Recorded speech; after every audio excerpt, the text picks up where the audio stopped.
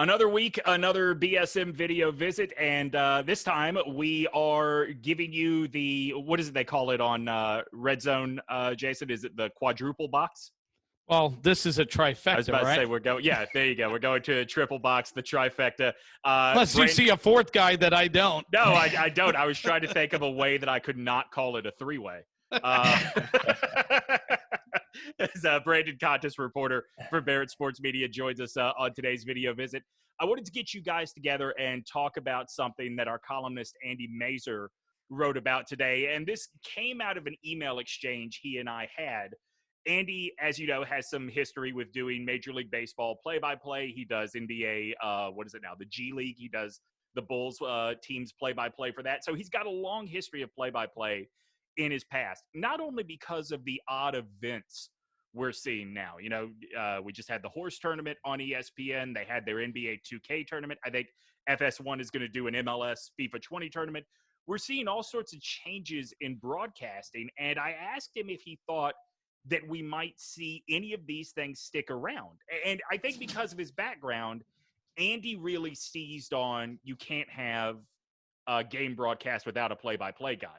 But what do you think, Jason? Are there things about the way games and events are being broadcast right now that could stick around long after we're done with social distancing? I mean, look, could I see the horse tournament taking place on ESPN the Ocho Day? Sure. Yeah. Do you have esports sticking around? I think that will stick. Do I think those are going to draw big audiences? No.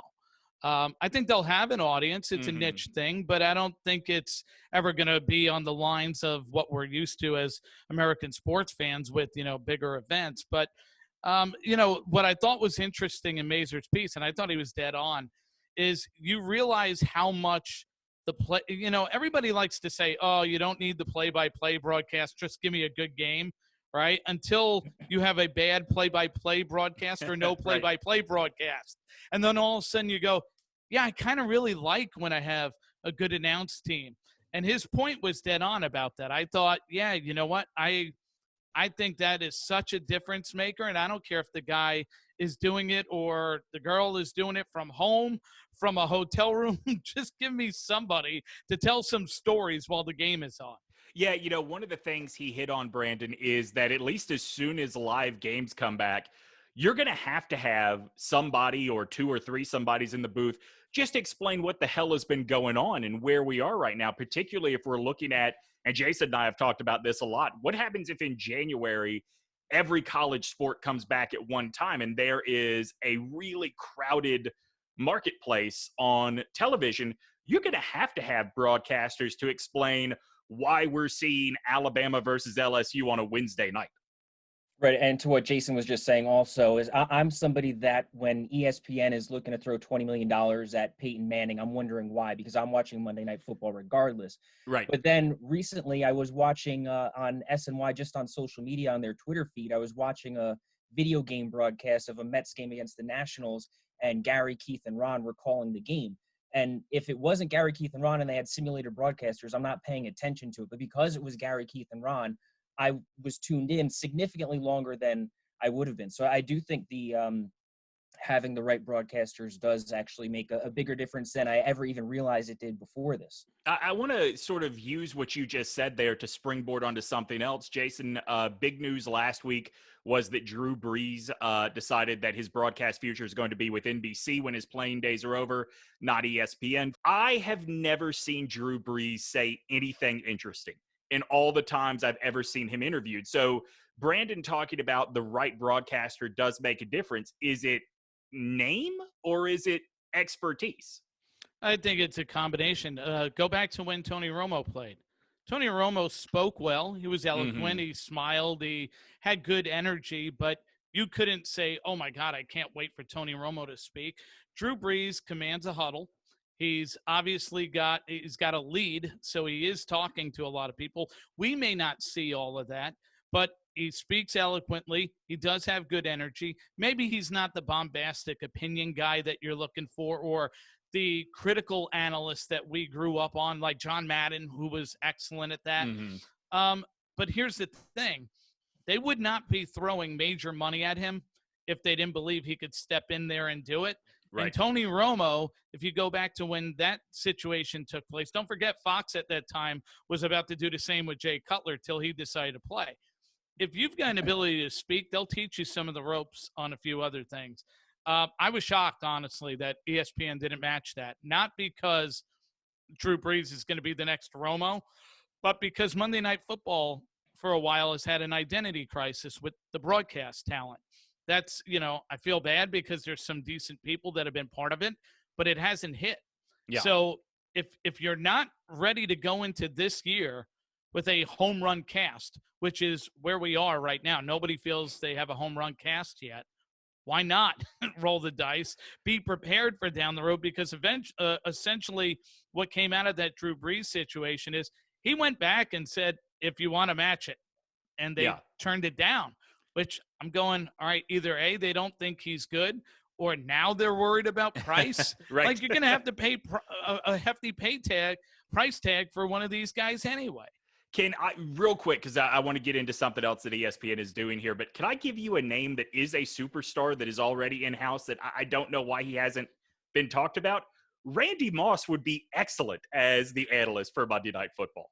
I mean, he's got the energy. He's got that voice, that country voice alone is worth. I think Randy Moss would be really good. And I think with ESPN, obviously they thought they saw something in Jason Witten. It did not work out. The other thing is now, I would push back on that. I don't think they did see something in Jason Witten. I think Jerry told them this is what it was going to be. They just went for it regardless. Yeah, I think that Jimmy Pitaro wanted to smooth things over with the NFL, and it didn't matter. He was going to put a cowboy. And on top of it, they just saw Tony Romo work out on the other network and say, "Well, they're friends. They're both smart. Let's put them." Right. And the Sean McVay effect. Tony Romo being so successful, I think that now that's the bar for if ESPN were to hire Drew Brees, now he's going to be compared to Tony Romo. Same with Peyton Manning. If he went to ESPN 4 years ago, he's not compared to Tony Romo as a broadcaster, and he could get better. He can improve. But now if Peyton Manning gets $20 million to go to ESPN as a Monday Night Football announcer, everybody's going to be comparing him to Tony Romo, and that's a tough bar to reach. Yeah, very true. All right, let's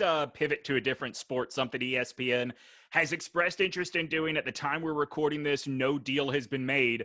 But the KBO, Korea Baseball Organization, is playing live games right now. They are playing in front of empty stadiums. And ESPN, Jason, has kicked the tires on the idea of broadcasting this in the United States. We put up a story yesterday, and man, it got serious reaction from people. I was shocked. And I mentioned this before we were recording. Sometimes the stories we put up that we don't expect to do anything become the hottest stories, and you go, how the hell did that happen? And that was the case here. I put out a tweet of the 148 comments, and this was just the Twitter post. About 120 of them were absolutely, I'll watch. When can I bet? I'll draft a fantasy team. I'll buy the merchandise, like some really funny, creative stuff. And we say that when there is no sports activity on television, right? Right. Do you think they're saying that 2 weeks after it's on TV? Because I don't. Yeah, I think that you're going to see even more than the XFL. You'll probably see the AAF effect, right? Correct. Where suddenly we're saying, hey, 200,000 isn't a bad audience. I mean, Brandon, you remember the AAF. They start out red hot ratings the first week. Everybody's going, this is good football. 3 weeks later, they're not, doing any numbers, and then 3 months later they're going bankrupt, and everybody's like killing Dick Ebersol's kid for the way he destroyed the league, right? So right, but even with the AAF, there was the NBA, there was the NHL, MLB was looming. So right now with the KBO, I think it would last a little bit longer because you don't have any other options. But are people watching that in the third, fourth inning, like literally watching? It depends 3 on hours? how good the quality of play is. If it's a good competitive product, then I think people will be tuned in, and especially if they can bet on it. If people can bet on it, they're going to watch. I tweeted this sort of piggybacking off of your tweet, Jason. I decided based off what their hat looks like, I'm now a lifelong KT Wiz fan. You're talking about, I don't know who, maybe Vescursion and A-Rod, whoever it is. You're talking about them broadcasting from their own home, watching on a video feed. I think, first of all, you're right. They're obviously not going to be sending broadcasters given where we are in this current climate. But look, I think a lot of these things, people like to, hey, there's nothing, so just give me anything. Mm-hmm. And then all of a sudden you get what's considered inferior content. And once it starts, it's like going to a movie, right? You can't wait to go to the movies. You get in the theater. The first half hour is not good. What happens? You start turning on your phone. You start asking yourself, why did I decide to come to the movie? What else can I do? This sucked. And before you know it, you're going, I'm not really into the content. And I'm not saying that Korean baseball wouldn't be better than watching nothing right now. Of course it would. I just have a real challenge in believing that we are going to see a consistent audience there for a month if we don't have sports. I think it's a first week, people will tune in because they're curious. By week 2 and week 3, they'll go, outside of the degenerates who want to gamble, they're going to gamble on anything. The others are going to go, listen, I'll just watch a movie on Netflix. I'll just spend time with my kid and shoot more baskets outside. Yeah. Brandon, I want to ask you this because you and I are not as close to the X's and O's of the industry as JB is.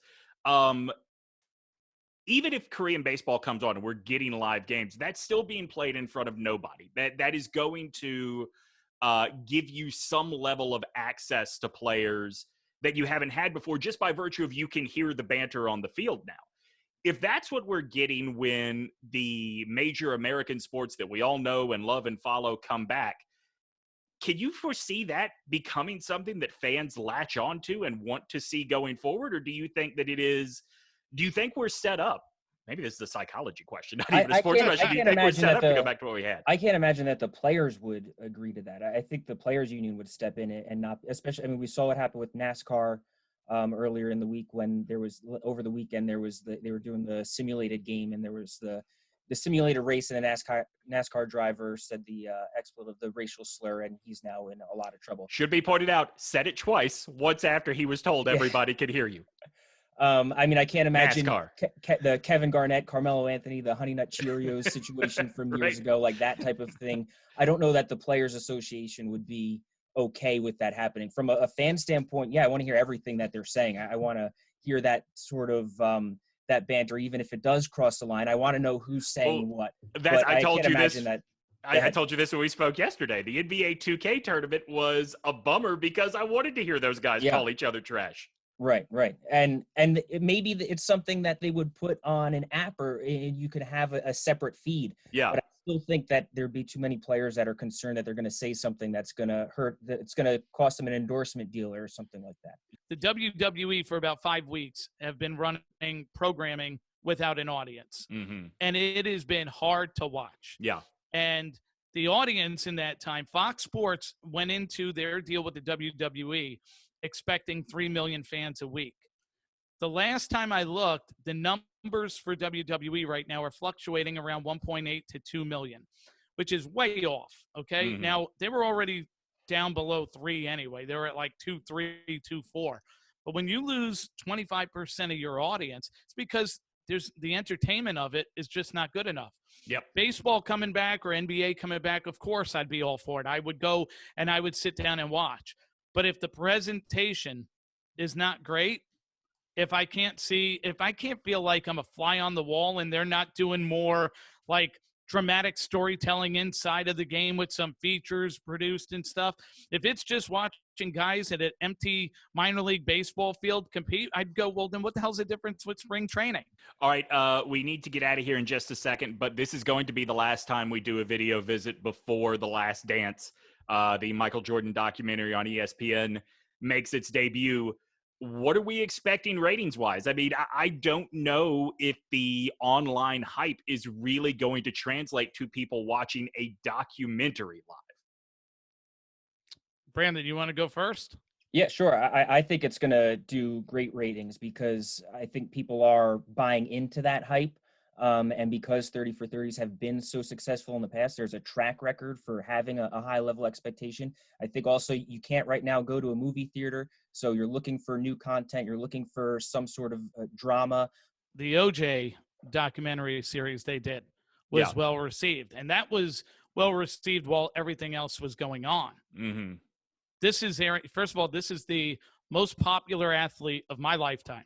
Yeah. He is the greatest basketball player on the planet, This has not been done before. You have every sports fan in America stuck at home wanting anything to watch.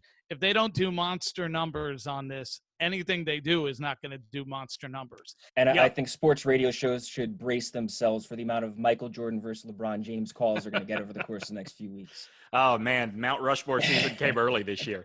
All right, as we wrap things up, Jason, I'm going to give you the floor to talk a little bit about the member directory as we have been sort of ramping it up at the website this week, and as people are getting furloughed from companies all over the place. You know, you and I have talked about it in the last two visits. Right now, worry about just paying your bills and surviving. But if you are concerned with what happens to your career, you know, it does make sense, if you could afford to right now, to get your stuff up and out there. All of these programmers right now, nobody's in a rush to hire people, which means you're going to have to do a couple of things. First of all, stay informed about opportunities that are coming up. Number two, have your work on display so people know you exist. You can have things on YouTube and LinkedIn, and you could have a podcast, and you should do all that. But you're also in some of these spaces along with a couple 100,000 other people. Right. So finding you is going to be hard, which is why we built the website in the first place and why we do a summit and why we have relationships with folks. Nobody's going to hire you if you don't have talent. You have to have talent. Just because you have a profile on the BarrettSportsMedia.com website doesn't mean you're going to land a job.